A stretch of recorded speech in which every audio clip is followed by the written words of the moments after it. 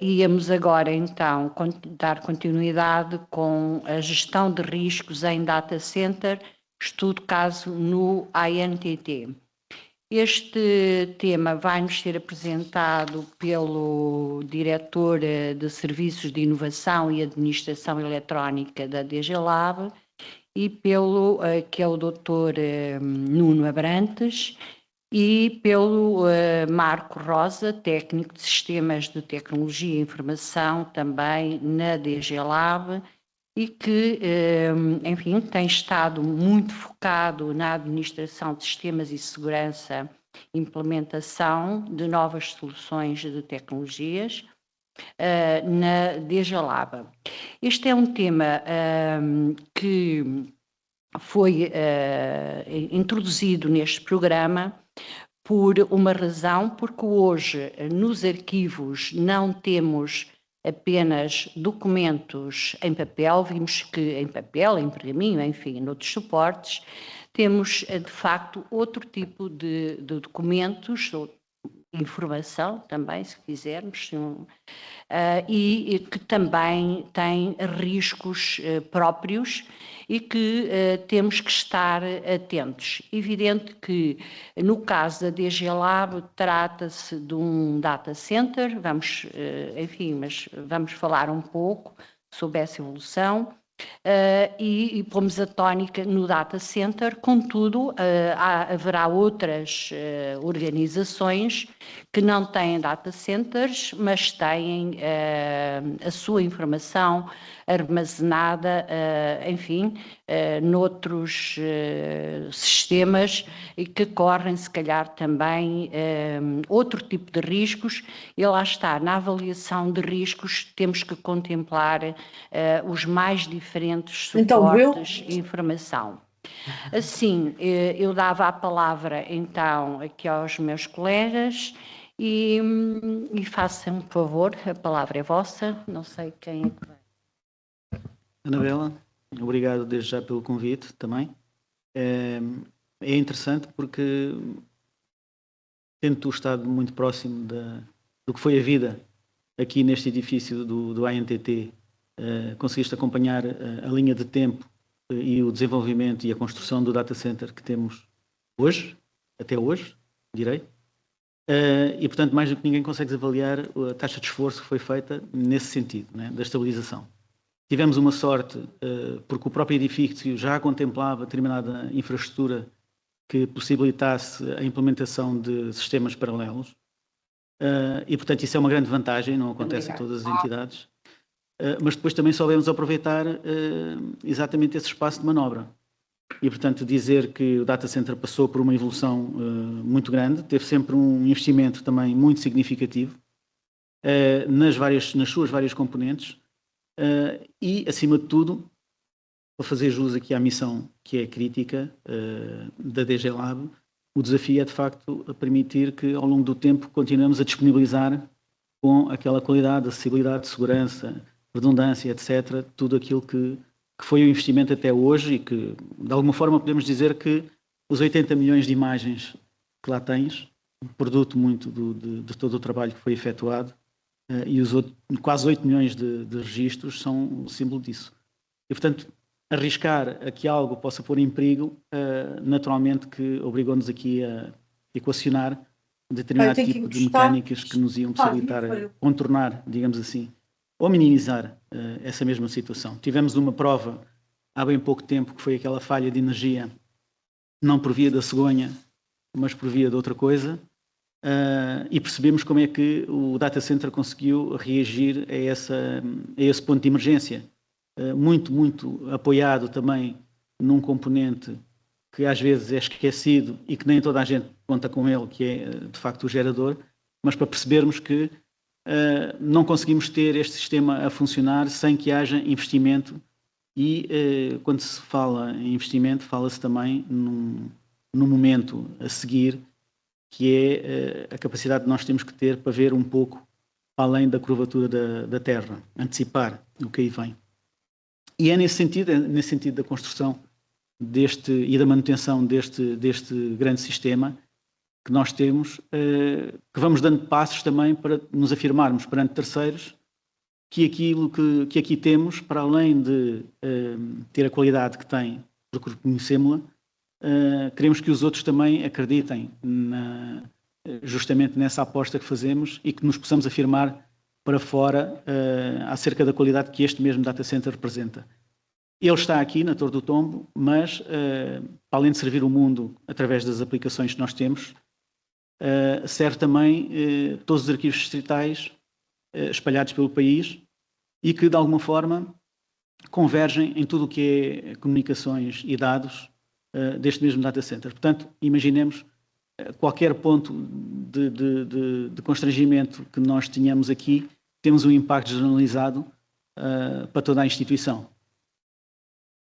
A vida dos últimos tempos tem provado que, de facto, estamos no caminho certo e que os tempos que foram identificados como quebra são praticamente inexistentes, insignificativos e, felizmente, com consequências que são nulas. Portanto, não teve impacto maior. No seguimento disto, nós temos sempre uma aproximação ao que se faz de melhor no mercado. Podemos dizer que temos um sistema que é reconhecido, passando aqui a publicidade, HP com uma tecnologia associada, Cúmulo, que significa muito ao nível de todos os parceiros que estão aí no mercado. É uma referência, especialmente na forma como lida com ficheiros. E, sendo ela essa mesma referência, naturalmente que resulta da aproximação que nós temos a esse mesmo mercado, a essas mesmas tecnologias.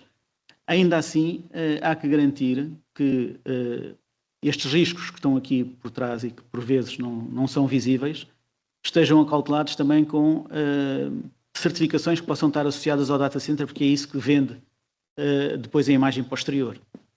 E nesse sentido temos agora em curso uma metodologia associada ao ISO 27001, que incorpora também este 27005, mas isto tudo com o objetivo de poder dizer que a DG Lab tem um data center que cumpre e que vai continuar a cumprir todas estas metodologias que estão associadas e que nos vai garantir, inclusive, que podemos ter parcerias com terceiros de modo a apresentar o nosso produto com níveis que são considerados e reconhecidos como níveis seguros e que nos reconhecem depois futuras parcerias que temos aí em campo, já pensadas, e que nos trazem mais-valia desse ponto de vista estratégico. O Marco poderá dar uns exemplos de várias aproximações em relação a estes itens. Não vamos ser muito detalhados, porque isto levaria-nos aqui um imenso tempo, mas focamos sempre em pequenos, grandes pontos.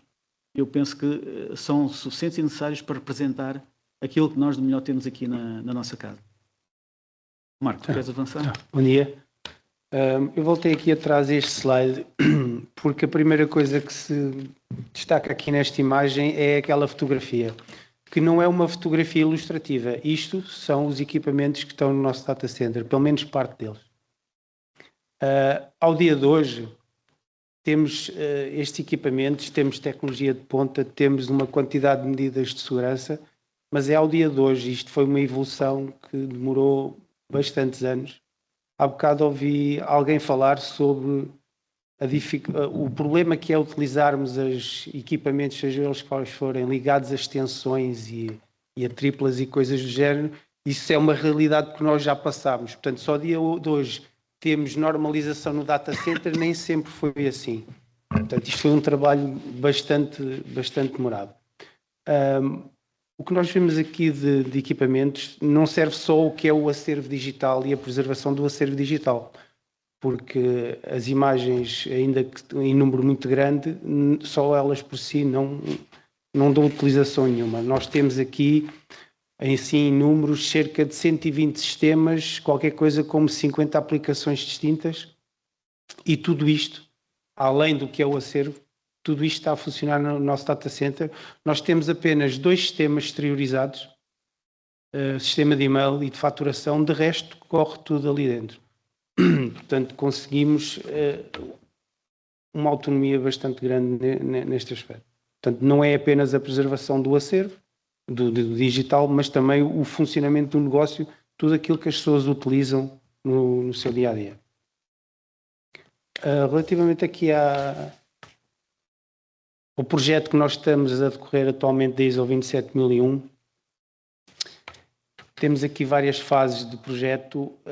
Isto vai nos permitir e vai nos obrigar, de certa maneira, a fazer um levantamento exaustivo que já está feito de tudo o que são os ativos do data center da DG Lab. E por ativos nós entendemos tudo aquilo que, entre aspas, funciona, tudo o que possa estar ligado dentro da rede, seja um equipamento físico, seja uma aplicação, seja uma appliance, seja o que for. Tudo isso foi identificado, tudo isso foi analisado em termos de risco para a infraestrutura, o que é que pode ou não trazer de risco para a infraestrutura e para os dados, e tudo isso resultou num relatório de ações, seja para mitigar, seja para corrigir essas situações. Nós estamos, ao dia de hoje, no meio deste processo de análise, de correção, de maneira a mais tarde podermos obter a certificação.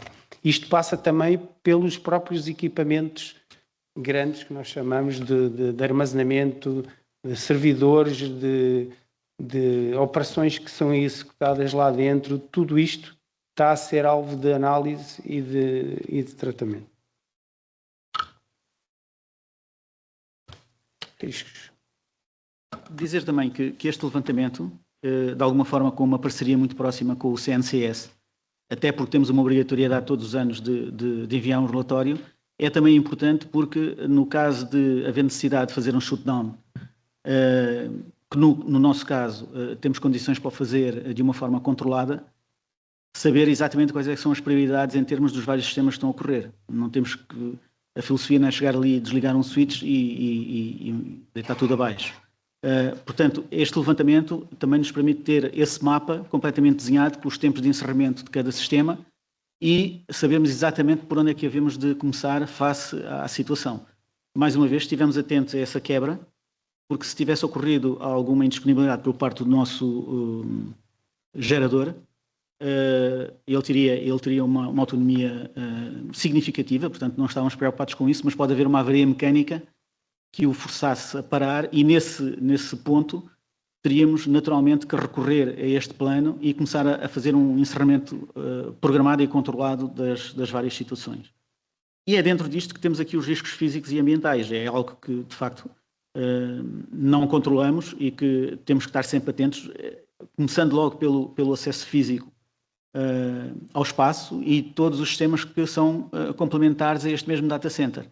Numa falha que tenhamos, se não houver redundância, no sistema de climatização, nós temos uma temperatura a variar de 17 graus para 50 graus em muito pouco tempo.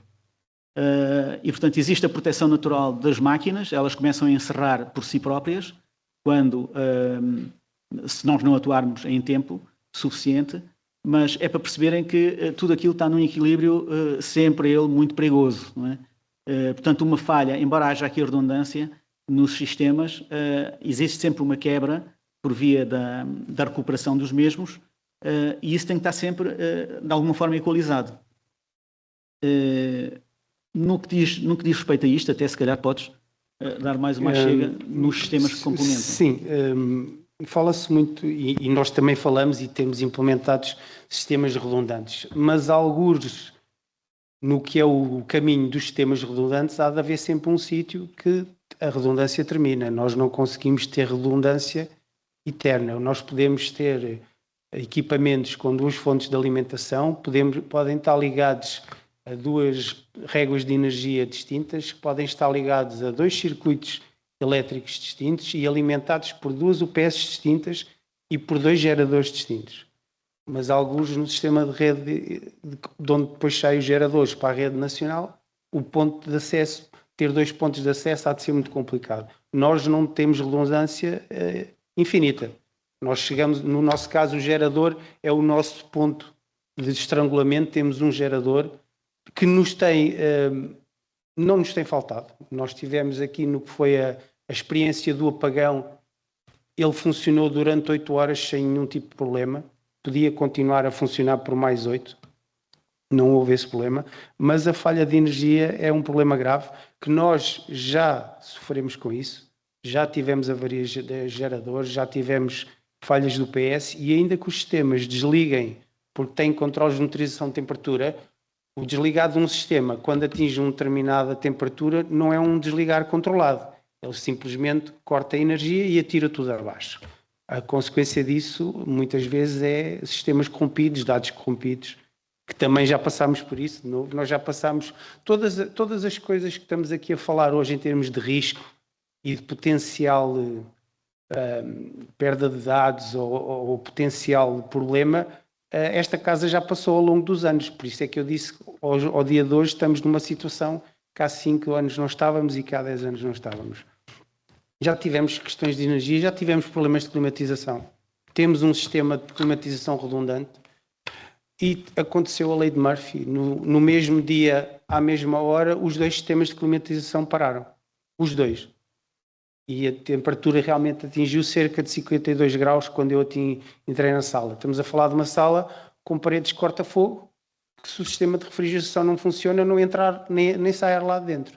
Portanto, nós tínhamos os equipamentos todos em alarme, desligados, sem controle, e tínhamos redundância. Portanto, a redundância deve existir, faz parte deste ecossistema, mas está provado que não garante tudo.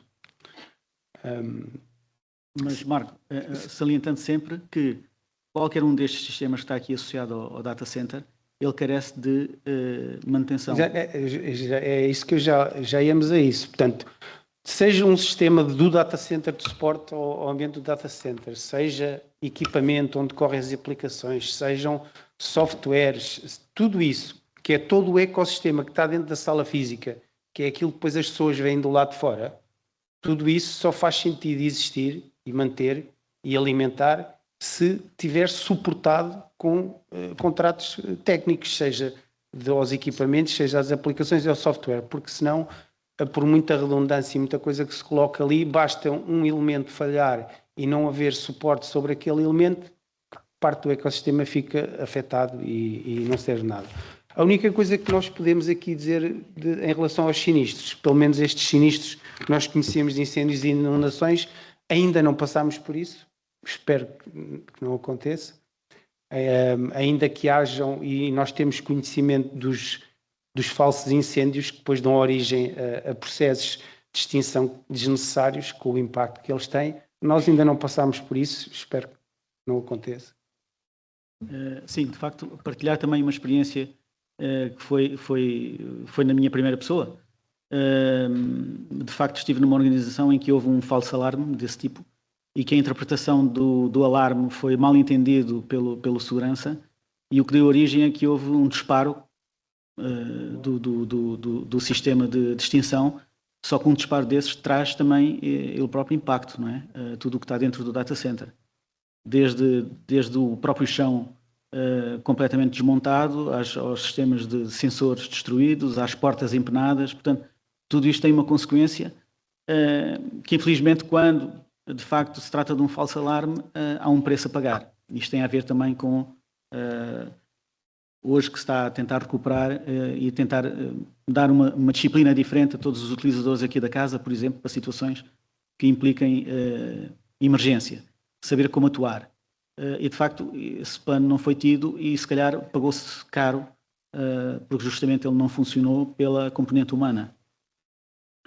Os riscos lógicos e de preservação, esses já são menos palpáveis, digamos assim, que sente-se o efeito deles, sente-se o resultado trágico deles. Ouvimos sistematicamente na comunicação social situações similares e grandes empresas não estão imunes, como operadoras não estão imunes também, e portanto nós estamos sempre com aquela expectativa de que fazemos tudo o que é possível, pensamos nós, recorremos ao melhor que existe dentro do que nos é possível, mas o cuidado será sempre pouco. Portanto, temos cada vez mais de olhar para estes riscos e também já passamos por situações dessas num passado recente, até, mais uma vez, por a atuação dos próprios utilizadores que, sem terem consciência disso, despoletam ações que depois têm esse impacto, não é? Digamos assim. Mas é algo que também temos muito trabalho feito e eu penso que...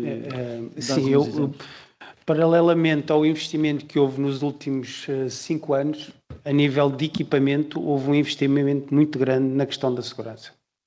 Seja na aquisição de sistemas de segurança, como endpoints que estão a proteger os equipamentos, aquilo que vocês conhecem como antivírus, que neste momento já não são antivírus, são endpoints que têm mais do que essa funcionalidade, têm proteções de anti-ransomware, têm a possibilidade de aplicar políticas de segurança nos equipamentos, que o utilizador raramente se apercebe, mas ele aplica. Isto também é resultado de nós também já termos tido alguma experiência negativa, digamos assim, com questões de ransomware, que por sua vez tiveram o seu impacto. O ransomware por si tem um impacto temporário se nós tivermos sistemas de backup, de salvaguarda de informação. Depois é uma questão de trabalho de repor as coisas e de corrigir. Nós já tivemos as duas situações, já passámos pelo facto de ransomware com sistemas de salvaguarda e repusemos, mas também há uns anos atrás também já tivemos o problema de ataque de ransomware no mês seguinte a uma avaria do sistema de backup. E nós tínhamos sistema de backup, deixámos de ter porque o equipamento avariou, porque já não tinha contrato de suporte. E quando foi necessário repor o backup, o sistema não estava a funcionar. Portanto, tudo isto são situações que têm sido corrigidas ao longo do ano. O Nuno pode confirmar, nós hoje não aceitamos nenhum equipamento naquela sala, nenhuma aplicação a funcionar que não tenha um contrato de suporte em vigor. Isso não pode acontecer ali dentro e ao dia de hoje não acontece. É mais uma maneira de tentarmos minimizar potenciais riscos. Portanto, aqui é a questão da obsolescência. Nós tentamos também assegurar sempre que equipamentos que cheguem em fim de vida são substituídos. Isto é um problema, porque os fabricantes também rapidamente colocam equipamentos em fim de vida porque têm que vender mais equipamentos e nós ou ficamos sem contrato nos equipamentos ou temos que adquirir. A questão da segurança, há bocado eu queria referir, o investimento que foi feito foi também a nível de sistemas de proteção periférica. Nós temos neste momento um sistema de firewall que é redundante, que monitoriza todo o tráfego da DG Lab, não é da Torre do Tombo. Os arquivos distritais não saem para a internet sem passarem na nossa firewall, e aí sim estão implementados sistemas de monitorização e de controle de muito do tráfego que sai daqui. E mesmo a nível de sistema de e-mail, a mesma coisa. Não é visível para o utilizador, mas vocês não têm noção dos milhares de bloqueios que o sistema impede que cheguem às vossas máquinas quando vocês andam a navegar e a fazer o que quer que seja. São milhares por dia. Só que não há visão disso, mas ele existe. E a prova de que ele existe é que realmente, se formos contabilizar o número de incidentes que nós temos tido, nós nos últimos 2 anos só tivemos um tipo de incidente aqui na DG Lab. Contas comprometidas com e-mails de phishing.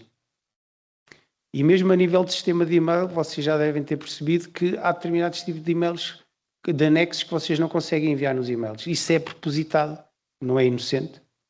E os ataques que houve relativamente às contas não tiveram a ver com envios de ficheiros. Tiveram a ver com o que é o nível seguinte do phishing, que é o que é utilizado atualmente, que é o clique aqui para ver ou para fazer o que quer que seja, e o utilizador vai atrás dessa situação. Mas mesmo isto, nós estamos a trabalhar numa solução para impedir que mesmo quando o utilizador clica onde não é suposto, não consiga ir a lado nenhum. Portanto, isto é o problema aqui também da ação humana, intencional ou não, que traz aqui grandes riscos. Salientar que há uma forma, pode-vos trazer digamos, alguma quebra na vossa sequência de trabalho, mas de facto estes pequenos pormenores fazem também depois a diferença ao longo do tempo. E nós vamos chegar lá porque as entidades depois vão todas elas convergir para este tipo de políticas. Mas há, por exemplo, algo que vocês facilmente identificam no vosso correio eletrónico, quando recebem uma mensagem de fora, já tem lá um alerta dizendo que ela provém e, portanto, quer isso dizer que o sistema está a conseguir compreender. De outra forma, muito idêntica, mas sem dar estes alertas, todo este tráfego que o Marco diz, passando ele pela própria firewall, em determinadas situações, pelo comportamento que é, ou utilizando a tecnologia, ou utilizando recursos internos em plataformas externas, já vamos começando a ter alertas no sentido de fazer chegar ao utilizador final que ele está a utilizar um recurso interno numa plataforma externa. Portanto, são tudo políticas higiênicas que podem ser mais ou menos intrusivas. Numa fase inicial consideramos isso muito mais intrusivo, mas depois vamos perceber que temos ganhos significativos. A matriz que nós apresentamos é uma matriz muito simples, não é isto que está em produção, digamos assim, é uma pequena amostra. A matriz é gigantesca porque, naturalmente, que reflete todos estes sistemas que nós temos aqui em produção e os impactos, mas digamos que a avaliação que nós fazemos e da análise que fazemos é justamente numa prioridade que damos baseada depois no risco, na missão e no impacto que está associado ao mesmo. Esta matriz, eu não sei quantas linhas é que tem, mas é enormíssima e é uma das que compõe também o documento para este ISO 27000 e, naturalmente, o próprio relatório para o CNCS. Demos aqui poucos exemplos, Marco, mas... Sim, esta matriz, ainda que a matriz de ativos tenha, neste momento, qualquer coisa como 1000 ativos descritos, depois a nível da avaliação de riscos, eles são agrupados. Nós não vamos colocar uma linha para cada portátil ou para cada computador, fazemos agrupamentos, todos os equipamentos devem estar agrupados e devem seguir uma determinada política, e é daí que vem a análise do risco da utilização de um portátil, seja ele qual for. Nós temos aqui alguns exemplos que existem. O mais curioso que eu acho que está aqui, que nós já chegámos a falar sobre isto, é a falha da linha de internet. Quando eu falei de redundância, não falei nisto. A nível de comunicações, nós tivemos essa preocupação. Ainda que possamos ir mais longe, nós temos uma saída para a internet com um operador e temos uma segunda saída fisicamente separada da principal, mas sobre o mesmo operador. E isto quer dizer o quê? Sai sobre o mesmo operador, sobre a mesma fibra física que está a sair do edifício. Isto pode ser melhorado, nós podemos ter uma redundância com um segundo operador, com uma segunda fibra, mas isto tem custos. Ter uma linha de comunicações que não é utilizada, mas que vai ter que ser paga de algum modo com um segundo operador, é complicado, mas é possível. Até hoje, nós estamos já no 4º ou 5º operador de comunicações e nos últimos 5 anos não houve quebra de comunicações com o operador. Aquilo que se sentiu realmente foi só a questão do apagão, mas o apagão afetou toda a gente. A linha de comunicações da DG Lab, internamente, não teve quebras a nível do operador. Deixa-me só adicionar, em relação a esta saída para a internet, nós temos de facto só existe uma saída no próprio edifício. Portanto, para ela ser de facto uma saída redundante, fisicamente ela tinha que ser distinta e não temos essa saída ao nível do próprio edifício. Pronto, é uma infelicidade, não se pode ter tudo, mas de facto está identificada a situação, mas também existe quebra por via de outra que também já experienciamos, Marco, que foi quando houve o apagão da operadora, das operadoras, aliás. Sim, e aí foi o anterior, sim. Houvesse 2, 3, 4 ou 5 linhas, iríamos sempre bater no mesmo, porque não tínhamos saída, obviamente. E eu queria só falar desta internet, porque se vocês repararem, a probabilidade é baixa e o risco é médio. O risco aqui é médio porque nós estamos a falar qual é o risco que esta quebra de internet coloca em relação ao que são os dados do data center. Isto não é o mesmo que um ataque ou com qualquer outro tipo de incidente. O máximo impacto que isto tem é os utilizadores não conseguem aceder aos dados, mas isso não tem impacto direto nos dados. Okay? Portanto, e isso é que também nos leva a não investir num caminho físico. Estamos a falar de caminhos físicos dentro do edifício, outro contrato de operador, outra ligação, porque realmente, além de não termos tido essa experiência de quebra, o impacto que isto tem para a preservação dos dados é nulo. Simplesmente o utilizador não os vai conseguir ver, mas não altera em nada aquilo que lá temos.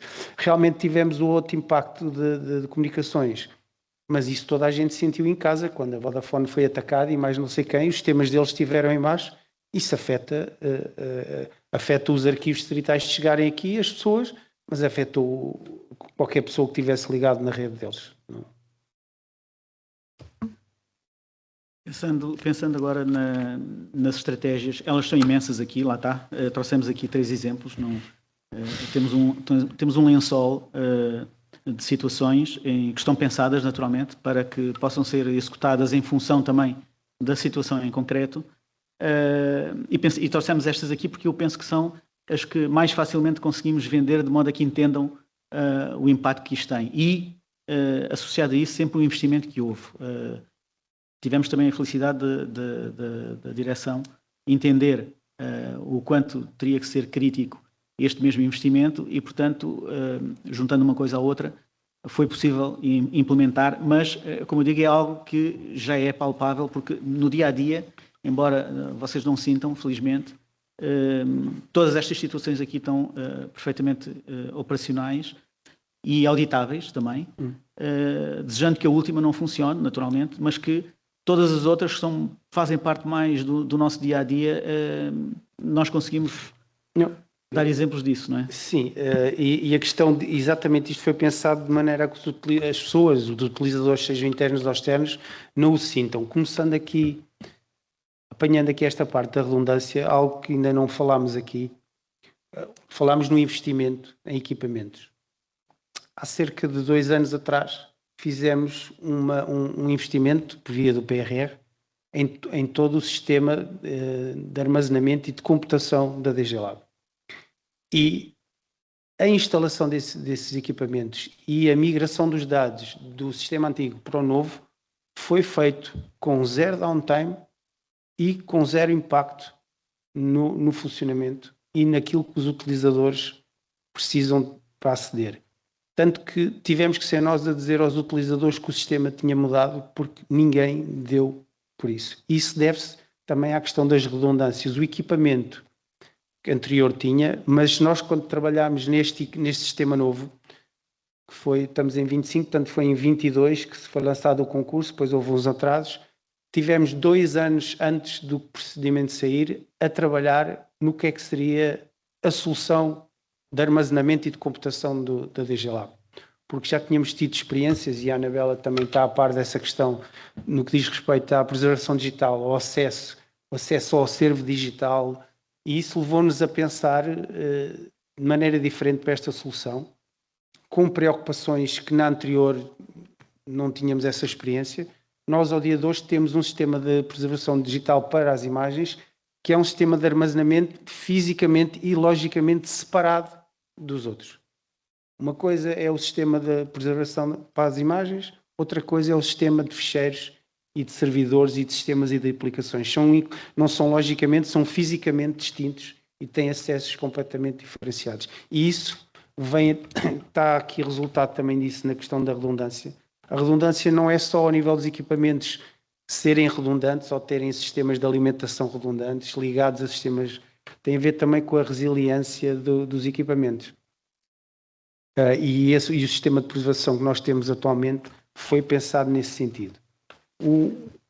A outra política que já é utilizada também já há algum tempo e que agora está implementada com mais força é a questão dos backups.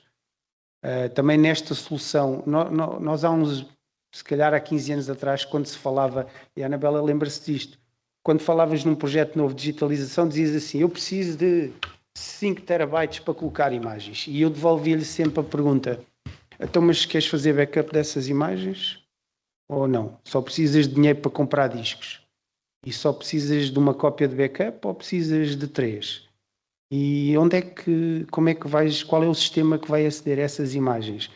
Normalmente o planeamento era pensado para o custo de uma imagem é o espaço que ela ocupa e não é bem assim. E este sistema já foi pensado nesse sentido.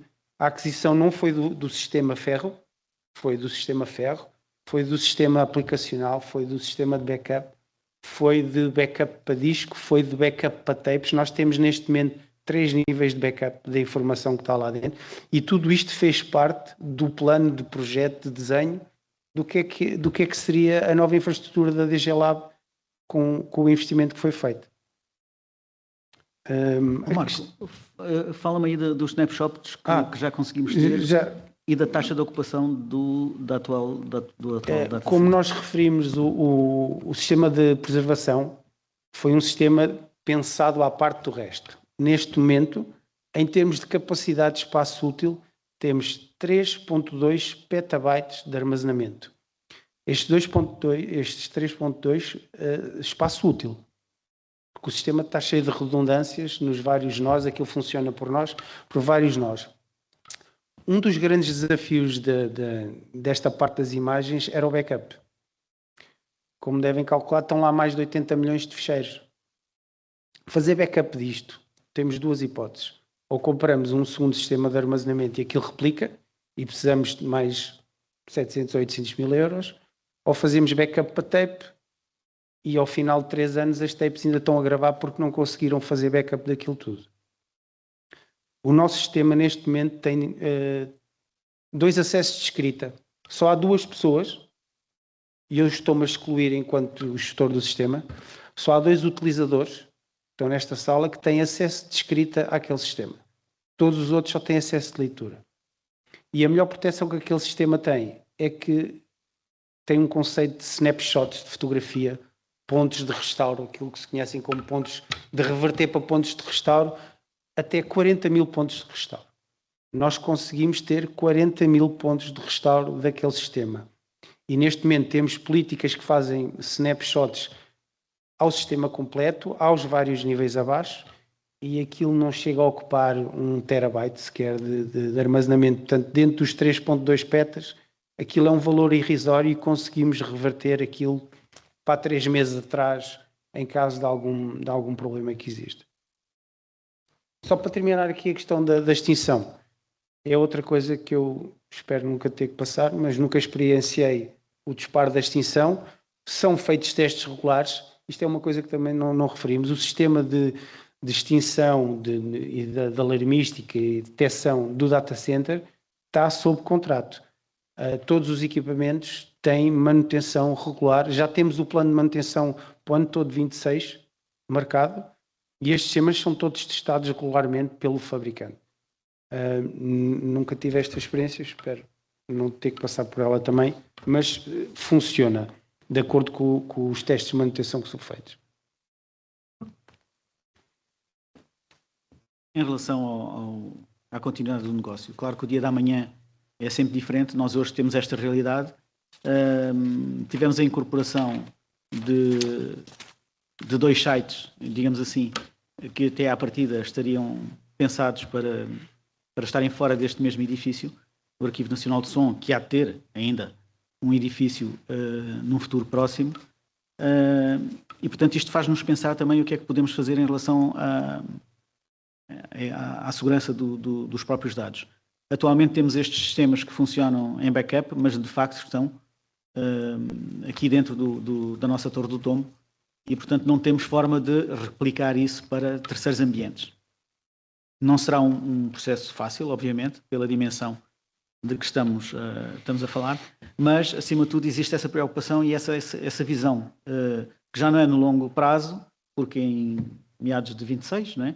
Teremos algo já muito concreto em termos do segundo edifício e, portanto, anda tudo à volta disto, que é criar, de facto, um verdadeiro ponto físico distinto do atual, no sentido de assegurar que a continuidade deste negócio não está ferida por essa matéria. Mas eu vou aproveitar essa dica do DR, porque nós tivemos aqui uma falha, porque falámos agora no Arquivo Nacional do Som, e eu fiz isto de propósito.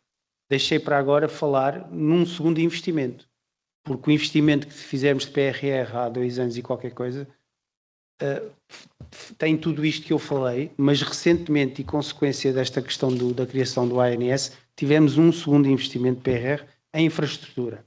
Além dos 3 petas que eu falei e toda a computação que nós temos mais outro sistema, que terminou-se a instalação este ano, com mais 1 petabyte de armazenamento para o repositório do acervo do som, e temos mais 12 equipamentos de computação e já temos o sistema do arquivo instalado e a funcionar, e consequência do edifício ainda estar a ser construído, porque o edifício tem uma sala técnica pensada para esse fim, mas a execução teve que ser feita agora e o equipamento está todo aqui. Portanto, a nossa ideia será aproveitar a sala técnica que o som tem, fazer um plano, criar aqui um plano de disaster recovery com aquilo que será crítico e que será possível replicar, e ter uma replicação em Mafra, neste caso no edifício do arquivo.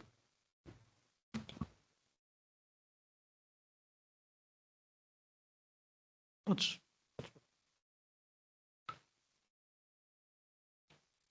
Estes indicadores, desde o início, honestamente, 2021, que a preocupação começou a ser diferente, porque eu senti essa necessidade e com o agreement de todos aqueles que estavam no projeto também foi consensual, decidimos que, de facto, o nível que teria que estar associado a todos estes sistemas teriam de ter uma fiabilidade significativa. Eu já disse que eles são referência no mercado, naturalmente que sendo referência no mercado, o patamar também ele é extremamente elevado.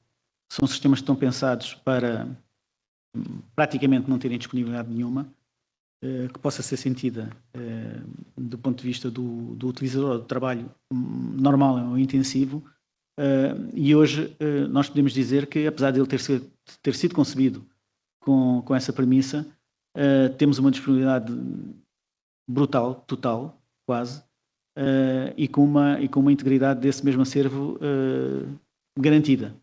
Não temos, felizmente, nenhum exemplo de algo que possa ter corrido mal, para além de situações que, de facto, podíamos achar que estávamos a controlar, embora elas próprias pudessem trazer mais ou menos disponibilidade. Mas o que eu digo é a arquitetura do próprio sistema, tendo ela sido sujeita também a testes intensivos nesse sentido, refletiu e está certificada para ter esse nível de performance.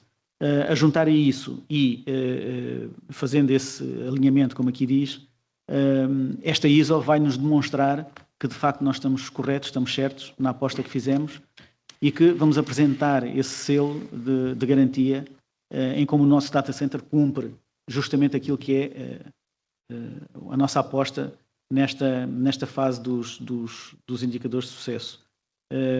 A disponibilidade é ela sentida, mesmo para aplicações recentes colocadas ao mundo, nota-se que a performance é completamente diferente do que tínhamos anteriormente e já considerámos que ela era boa, naturalmente. O volume de dados está a crescer significativamente e, portanto, estamos a conseguir responder mesmo com taxas de pressão em cima, o que quer dizer que, tendo isso como missão, penso que estamos mesmo num muito bom caminho e será exemplo para procedimentos terceiros esta mesma taxa de execução. Não sei se queres adiantar muito mais. Esta questão de disponibilidade e de integridade do acervo, o desenho que nós fizemos de infraestrutura foi pensado e foi analisado em relação à resiliência que os equipamentos e que as soluções tecnológicas pudessem ter. Pouco permissivas a falhas, com vários sistemas redundantes no caso de haver falhas. Ainda assim há um outro fator que nós já referimos que tem a ver com os contratos de suporte, mas não é só o contrato de suporte, porque os contratos de suporte não são todos iguais. Para o que é o hardware que nós temos ali dentro, nós temos SLAs para avarias de um disco, de um componente físico de 4 horas. Substituição. E eu posso comprovar que já trocaram discos ao final de 4 horas do sistema detectar avaria. Nós não precisamos neste momento de informar o fabricante ou o parceiro que o disco avariou. O sistema abre um incidente diretamente no fabricante e 4 horas depois entrou aqui um técnico e trocou o disco. Isto só é possível com contratos de suporte que são pensados e que são caros. Não há outra maneira de fazer isto sem um contrato de suporte que realmente consiga dar resposta, mas a única maneira é ter um contrato bem pensado e bem feito. Tivemos um exemplo até no curto prazo, espaço de tempo, que foi o sistema de testes. O ambiente de testes. O ambiente de testes deixou de responder porque houve de facto uma quebra no sistema. Ele tem SLAs diferentes do sistema de produção, naturalmente, não é? Porque são ambientes de testes e portanto não é crítico. Não é crítico. Mas ainda assim, depois de acionado, ele respeitou perfeitamente os tempos de resposta programados e conseguimos recuperar o sistema, que é transversal, mais uma vez, a todas as aplicações, que é também uma política decidida, no sentido de que tudo o que fosse aplicação interna tinha que ter ambiente de testes para que pudéssemos testar livremente e explorar um pouco a aplicação sem cometer determinado tipo de ações nas aplicações que estão em produção. E, portanto, embora seja um sistema que está disponível, não tem o mesmo tipo de criticidade e, portanto, os SLAs não são os mesmos. Sim, é um ambiente de qualidade aplicacional, mas fisicamente é completamente distinto de onde decorrem os sistemas de produção. Mais uma vez, em termos de sequência, se tivermos a infelicidade de passar por uma situação de encerramento de sistemas, naturalmente que lá estão as prioridades aqui aplicadas, não é? Em função da situação, ela está perfeitamente definida. Quanto ao futuro, o futuro nós não sabemos, como é lógico, não é? Podemos antecipar aqui um pouco o que é que gostaríamos, pretenderíamos, quais é que são as tendências de mercado, o que é que conseguiríamos ir disputar como valor acrescentado, mas depende muito, de facto, da conjuntura e depende também depois da capacidade que nós tínhamos ou não para executar em função daquela limitação típica que é o dito orçamento, não é? Mas ainda assim, pelo patamar em que partimos, qualquer valor acrescentado é de facto diferenciador neste data center e é diferenciador porque já nos encontramos num patamar significativo de qualidade e disponibilidade. Portanto, é como ter aquelas bicicletas todas em alumínio, para se ganhar 2 gramas, tem que se substituir os parafusos, não é? Não há muito mais porque os aros, o quadro, o volante já é de alumínio. Mas eu penso que é sempre possível, especialmente pensando nas novas oportunidades que aí surgem em exteriorizar o ambiente que nós temos para clouds. Agora existe a abordagem, embora neste nosso capítulo a situação não seja tão linear, porque lá está, estamos a falar mais uma vez de volume e os operadores não se chateiam do volume, porque se eu tiver volume do lado de lá, eles cobram-me pela transação e como imaginamos, uma situação dessas atualmente aqui para o nosso âmbito não é viável, não é? Sinceramente. Mas para todos os efeitos ela existe a possibilidade disso, existe a possibilidade dos outros edifícios fisicamente distantes deste. Há passos que podemos dar, Marco, mas também... Sim, nós temos a nível de futuro, nós temos sempre a questão dos dados e o volume dos dados é um problema quando se fala em cloud. No entanto, nós estamos a olhar para outras situações que podem facilmente ser exteriorizadas, que sejam aplicações de ferramentas aplicacionais. O sistema de e-mail é um deles, que é aquele que mexe sempre com muita gente quando o sistema de e-mail não funciona, seja por qualquer razão. Neste momento, o sistema de e-mail é exteriorizado à DG Lab. Portanto, estamos a trabalhar com Exchange na componente online. Não temos nenhum componente interno na nossa infraestrutura do qual o sistema de e-mail dependa. Portanto, se vocês não conseguirem enviar um e-mail é porque não há internet ou porque o Exchange, Microsoft tem o Exchange em baixo. Portanto, nós temos a pensar, nós temos a faturação exteriorizada e temos aí mais 2 ou 3 situações que não justifica estarem cá e se calhar a cloud é sempre uma solução, tira-nos preocupações de cima. E temos aqui também em tendências a questão não só da cloud, mas também da inteligência artificial, porque o Nuno há bocado falou em orçamento, mas o orçamento não é só para equipamentos e serviços, nós temos falta de recursos humanos. Já não sei se será um problema de orçamento ou se é mesmo só de recursos humanos, de bracinhos que não existem. E estamos a olhar para o que é que a inteligência artificial nos pode ajudar, pelo menos a comatar esta falta de mãos e de cabeças que temos para o trabalho que temos para fazer. De facto, essa componente depois aplica-se não só à área do negócio, que é aqui a disponibilização das imagens, como é que podemos agilizar todo esse processo, mas também à gestão do próprio data center. Passa a não haver capacidade para conseguirmos ler todos os inputs que chegam de todos os sistemas. E embora tenhamos ali soluções que estão a monitorizar, ela não é uma única solução e, por vezes, ela reflete parte do problema. Temos vários dashboards e eles vão continuar a ser a aposta, porque visualmente é aquilo que nos permite atuar, inclusive. Numa implementação que fizemos recentemente, um desses dashboards tinha associado uma sirene. Agora imaginem o pânico que não foi, depois ali na área mais do apoio ao utilizador, aquele dashboard começar a lançar sinais sonoros, não é? A todo o tempo, porque a partir do momento em que o estado virava laranja, tinha que ser tomada uma ação, não é? E esse status do laranja era só porque alguém utilizava a energia dos switches para alimentar o seu equipamento ou não. Portanto, ligar ou desligar. E, portanto, a customização disso, mas também a capacidade que ele tem de poder levar todos esses itens, serão mais importantes do que nunca. E hoje já se faz muito trabalho dentro do próprio sistema. O sistema é pensado também para gerar essas alarmísticas internas, digamos assim, que depois resultam nesses envios por si próprio e para o fabricante de situações que nós não conseguimos sequer perceber que existiram, que ocorreram.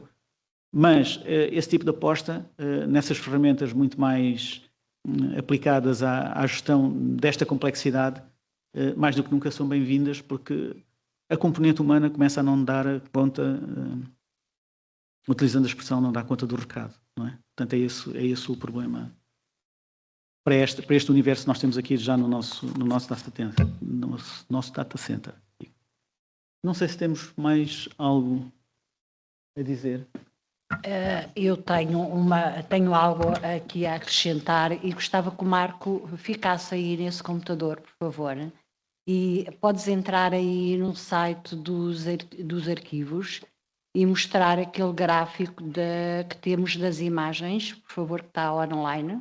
Bom, eu gostava de dizer que, efetivamente, eu testemunhei toda esta evolução e gostava de dizer que em 2002 começámos o processo de digitalização massiva aqui por parte do Arquivo Nacional da Torre do Tombo com um projeto POC, do Programa Operacional de Cultura, e na altura o desafio foram 500 mil imagens e ninguém em Portugal se atrevia a pegar num projeto de 500 mil imagens e muita gente me disse: tu és louca, isto vai correr mal. Não correu mal, correu bem, tivemos suporte de facto da nossa infraestrutura a que existia à data e a coisa correu bem.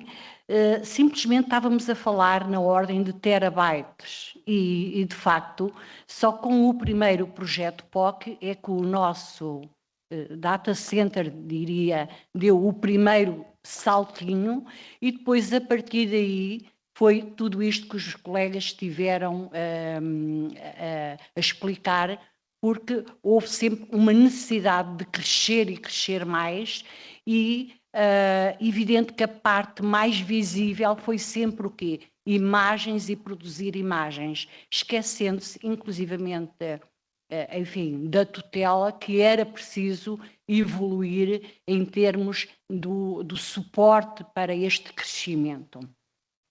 E de 500 mil imagens, rapidamente passamos a um segundo projeto que já era de 5 milhões, que foi, enfim, tivemos um mecenas da REN para a Inquisição e, portanto, estão a ver que toda esta infraestrutura foi forçada a crescer e agora, ultimamente, foi forçada a renovar-se via PRR. Mas, se calhar, o Marco também pode dizer, porque ele também já assim, é mais novo do que eu, mas também acompanhou bastante, não é? Mas ele acompanhou também todo este processo e pode acrescentar aqui algo mais àquilo que estou a dizer. Este gráfico tem que ser atualizado. Eu fiz ontem uma contagem dentro da aplicação, já ultrapassámos os 80 milhões, por isso claro, é que nós usámos 80 milhões no gráfico, exato, para termos uma percepção, ainda que passaram alguns anos. Mas as 500 mil imagens do primeiro projeto, vou dar um exemplo, porque eu conheço o exemplo concreto. O Arquivo Distrital Vila Real integrou mais do que isso em 5 semanas, no ano de 25. Aquilo que em 2005 era um projeto gigantesco, hoje são 5 semanas para um arquivo distrital. Exatamente. É nesse patamar que nós estamos no dia de hoje. Exatamente, pronto. Portanto, Que já agora é um dos grandes desafios, ainda ontem, esta semana estivemos a falar 2 vezes sobre isso. Sempre que falamos com alguém, seja sobre aplicações, hardware, processos de trabalho, sobre qualquer coisa deste género, é raro a entidade externa que tem noção do volume de dados com que nós trabalhamos. E nós temos que lembrar sempre às entidades que nós só trabalhamos com milhões. Quando falamos em automação, em OCR de imagens, em utilizar inteligência artificial para analisar imagens e extrair dados, eles não nos podem apresentar projetos para 100 imagens. Nós só trabalhamos com milhões. E são poucas as entidades que têm essa percepção e que depois também conseguem dar resposta a isso. Claro que estamos aqui a falar em imagens, mas é preciso não esquecer que há todas as organizações, e quando eu estou a falar é no Arquivo Nacional e nos restantes serviços que dependem da DG Lab, são 18, que estão envolvidos nisto porque não há disponibilização sem descrição, sem trabalho dos técnicos que estão nos depósitos, portanto, estamos todos envolvidos nisto, não é? Isto não é trabalho da digitalização, nem só da informática, é de toda a gente, de todos os... Sim, isto é a fase final do processo, que Exatamente. É a parte tecnológica. Exatamente. Bom, da vossa parte... Sim, da minha, agradeço. Só um bocadinho, João, que vamos abrir já, está bem, o debate. Eu, então, terminávamos aqui esta apresentação com os agradecimentos aqui a esta equipa, que é uma equipa muito reduzida, como o Nuno já referiu, e que, de facto, enfim, precisamos, às vezes, também ser um pouco compreensivos com as nossas exigências aqui perante esta equipa. Mas já agora, se me permites, fazia a publicidade. Portanto, temos 3 elementos a dar o apoio direto a todos os arquivos e ao espaço da Torre do Tombo. Depois temos colegas muito na retaguarda que tratam da parte dos projetos e que normalmente assentam também numa componente tecnológica complexa, como foi o último salto que nós demos, também ele tecnológico, a nível da estrutura, de que é a principal ferramenta de trabalho interna e disponibilizada ao exterior, com abordagens também elas com características muito próprias e que mais uma vez o Data Center conseguiu dar resposta a essa mesma solicitação. E depois o Marco ali um bocado isolado, com a Carmen a tentar apanhar o suficiente e necessário dentro destes âmbitos aplicacionais, sendo que aquela equipa que eu disse da retaguarda é a Ana Rodrigues, o Ricardo, a Maria José e a Lucília, que não está cá neste momento, mas que é de facto uma equipa pequena para aquilo que é suposto conseguirmos, mas temos tido um desempenho que eu acho que é visível acima de tudo, porque temos 2 estados, ou funciona ou não funciona. E isso permite-nos perceber que, de facto, no dia-a-dia nós funcionamos. Obrigado.